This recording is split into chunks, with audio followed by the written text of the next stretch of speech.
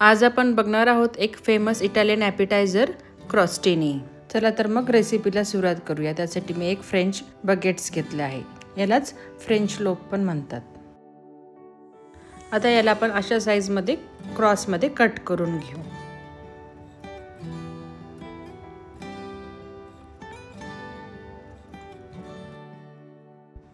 आता एका छोट्या बाउल मध्ये रूम टेम्परेचर आपण 1 चमचा बटर घेऊया।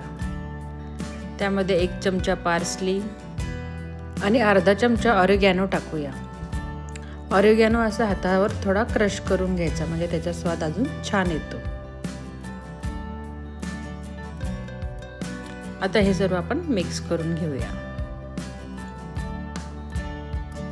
आता हे छान मिक्स झालं की आता या ब्रेडवर आपण याला थोडं लावून घेऊया। नाईफच्या साहाय्याने एका साइडला आपण हे बटर लावून घेऊया।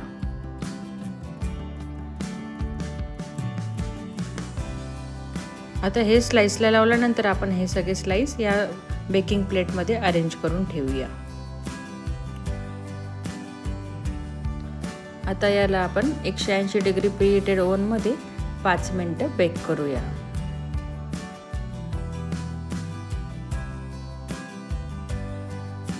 हे बेक होऊस तर आपण आता एका पॅन मध्ये 1 चमचा ऑलिव्ह ऑइल घेऊया। आता यात अर्धी चिरलेली उभी हिरवी शिमला मिर्च, तशीच लाल शिमला मिर्च आणि पिवळी शिमला मिर्च आणि 4 बेबी कॉर्नचे स्लाइस टाकून हे परतून घेऊया।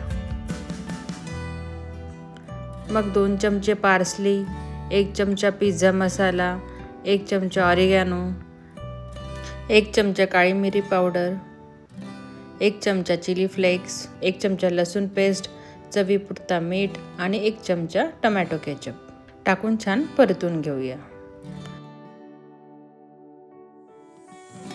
ह्या भाज्या आपल्याला कच्च्या पक्क्यात शिजवायच्या आहे। आता या ठिकाणी तुम्ही तुमच्या आवडीच्या भाज्या सुद्धा घेऊ शकता। आता आपले बेक झालेले ब्रेड तयार आहेत। त्यावर ह्या भाज्या गार करून आपण त्याच्यावर अरेंज करूया।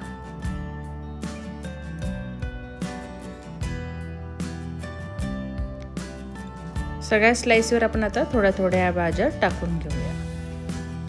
आता या ठिकाणी तुमच्या आवडीचे तुम्ही वेगवेगळे टॉपिंग्स पण टाकू शकता, जसं मशरूम, पनीर।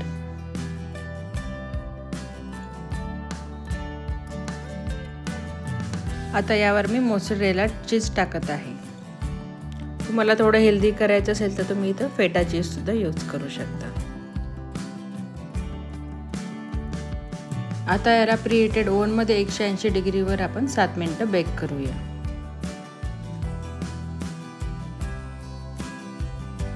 बघा आपले क्रिस्टोनी तयार आहेत। आहे ना किती सोपी रेसिपी, तुम्ही ही नक्की ट्राय करून बघा। घरातल्या लहान मुलांना तर खूपच आवडेल। रेसिपी आवडली असेल तर लाईक करा, शेअर करा आणि कमेंट करा।